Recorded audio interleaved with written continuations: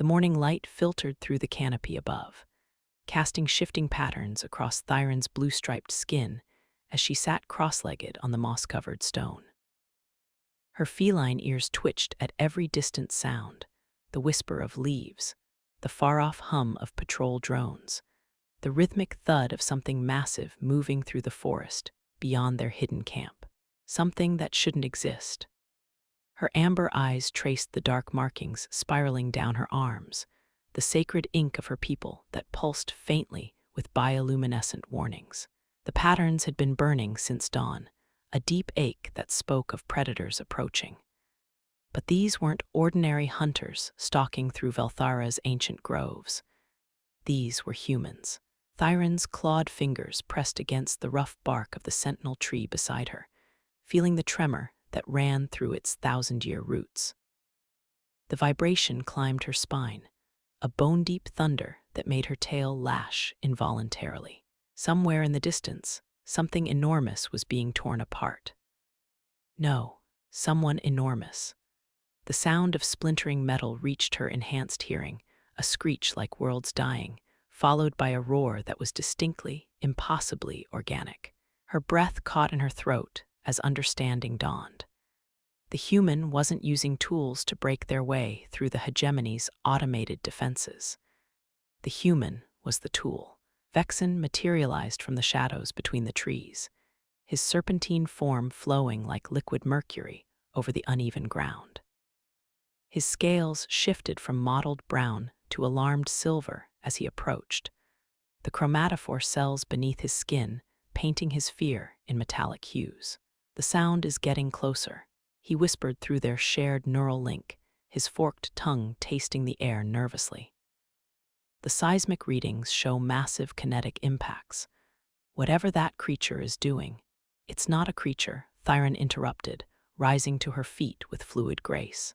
Her muscles coiled beneath her skin, every instinct screaming at her to run. It's the human. Caleb. Vexon's head snapped toward her, his serpentine neck extending in disbelief. The small one, the pink-skinned mammal who barely reaches your shoulder. The same one who carved through a Dominion strike team with his bare hands when they threatened the Corallan refugees. Thyran's voice carried a mixture of awe and terror.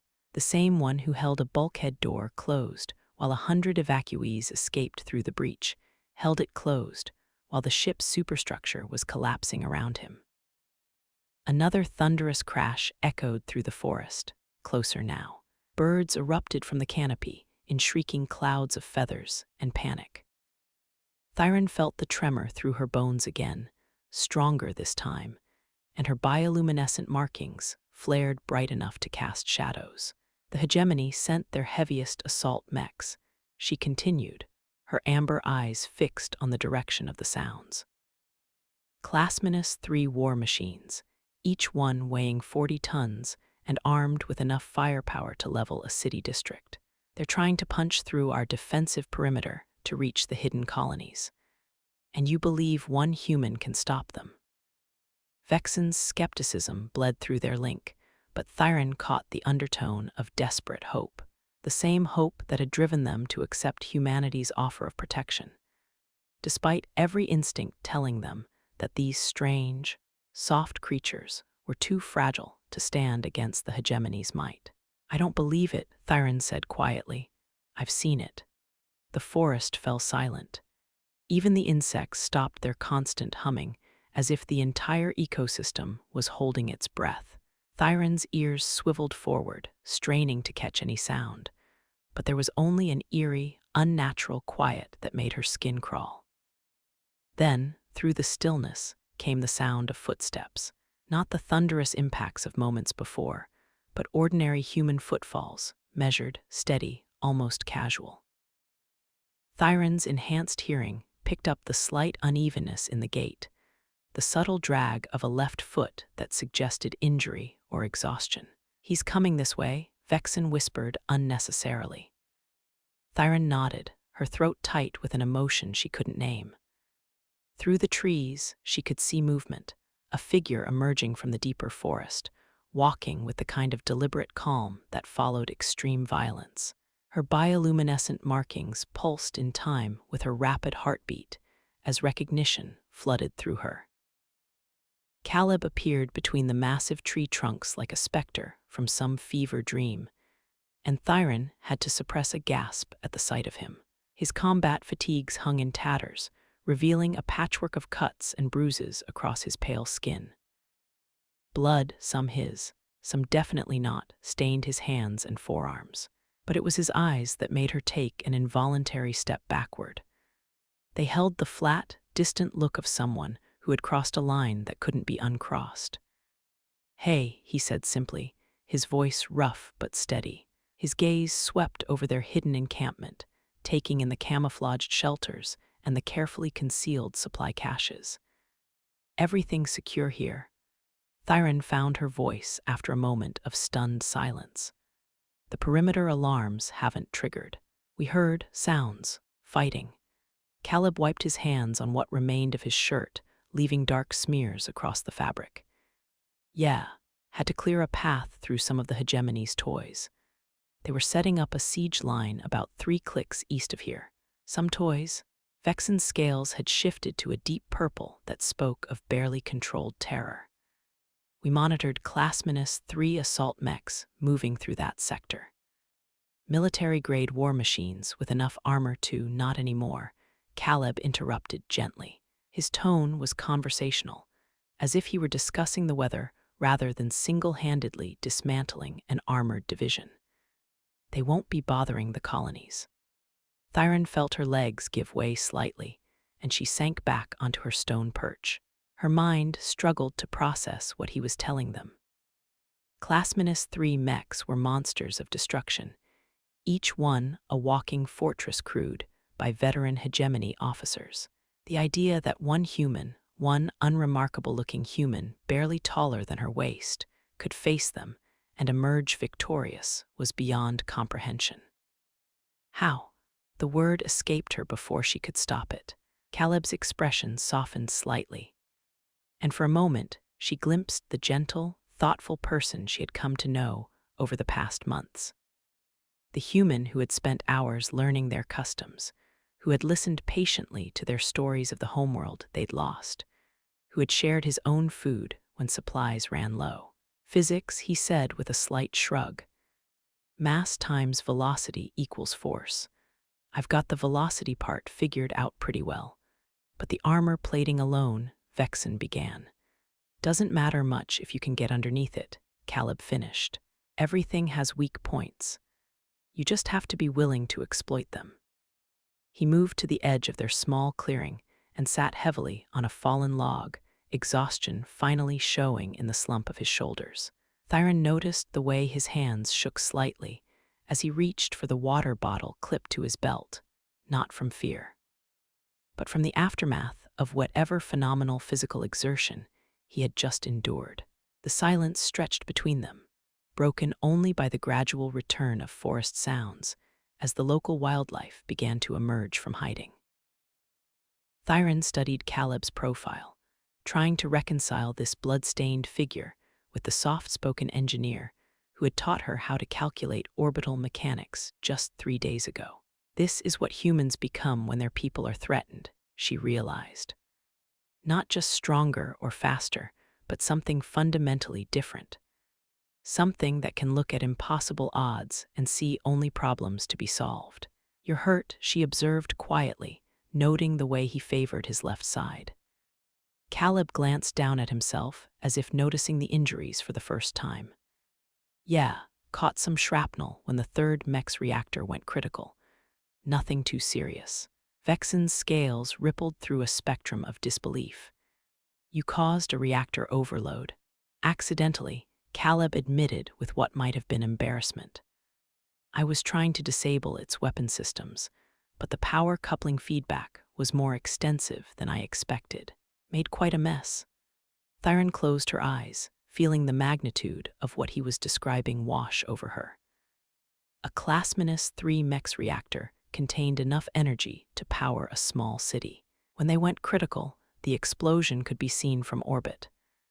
Yet here he sat, discussing it like a minor miscalculation in a routine maintenance procedure. "The other mechs?" she asked. Caleb was quiet for a long moment, taking slow sips from his water bottle.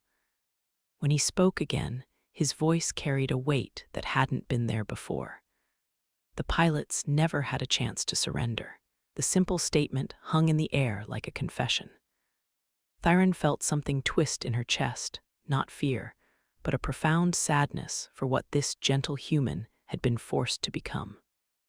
She understood now why his eyes held that distant look. He had crossed into a realm where mercy was a luxury he couldn't afford, where the mathematics of survival reduced complex moral decisions to simple binary choices. Live or die, protect or fail, human or not human at all. This is the price they pay, she thought, to be our guardians. A soft chime from her wrist communicator interrupted the moment. Thyran glanced at the display and felt her markings flare with alarm. "Incoming transmission from Greystone Command," she announced. "Priority Alpha." Caleb straightened, his exhaustion falling away like a discarded cloak. "Put it through." The air above them shimmered as the holographic interface activated, resolving into the stern features of Commander Elena Vasquez. The human woman's expression was grim, her dark eyes scanning their small group with military efficiency. "Caleb," she said without preamble, "we've got a situation developing in the Thornwick sector. Long-range sensors are picking up a Hegemony battle group moving toward the outer colonies, at least 30 ships, including heavy cruisers." Thyran felt her blood turn to ice. A battle group of that size could reduce entire worlds to ash and cinder.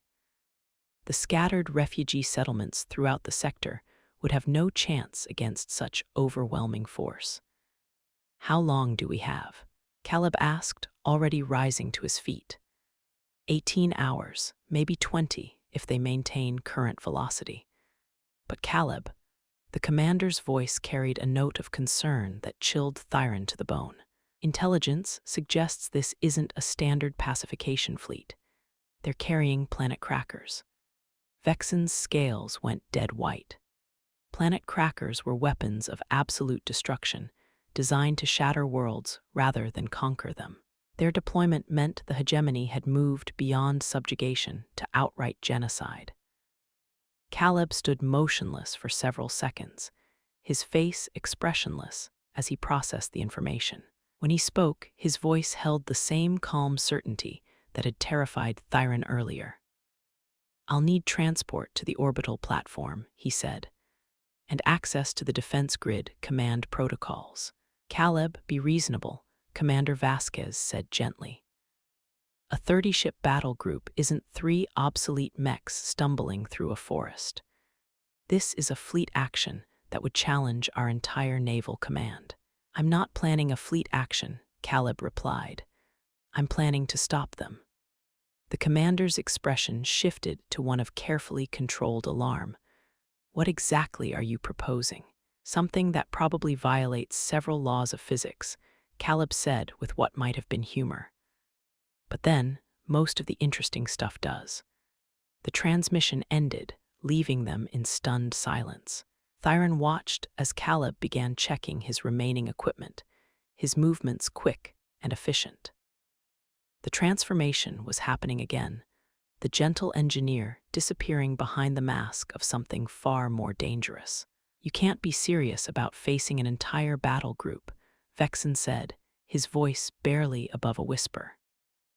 Caleb paused in his preparations and looked directly at them both.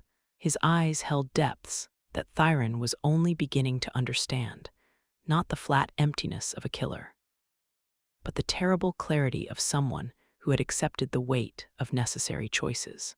"Those colonies contain over 2 million refugees," he said quietly, "including the children from the Corallan creches, the families from Valdris Prime, the survivors from Zirian 7. Thyran felt tears prick at her eyes as she recognized the names. These were people she knew, people who had shared their stories and their hopes for a future free from hegemony oppression, people who had trusted humanity's promise of protection. "I know the odds," Caleb continued.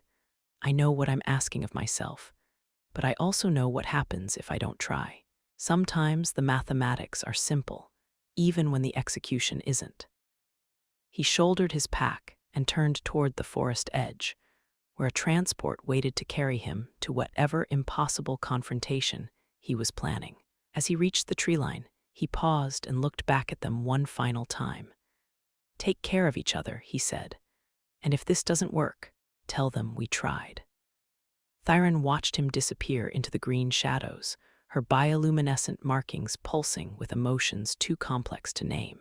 In the distance, she could hear the rumble of the transport engines spinning up, carrying its lone passenger toward a confrontation that defied every rational calculation. This is what humans are, she realized with sudden, perfect clarity. Not the monsters their enemies believe them to be, but something far more terrifying, people who will face the impossible because someone has to. People who will break themselves against the mathematics of fate because the alternative is unthinkable. Beside her, Vexon's scales had shifted to a deep gold that spoke of awe and heartbreak combined. "He's going to die up there," the serpentine alien whispered.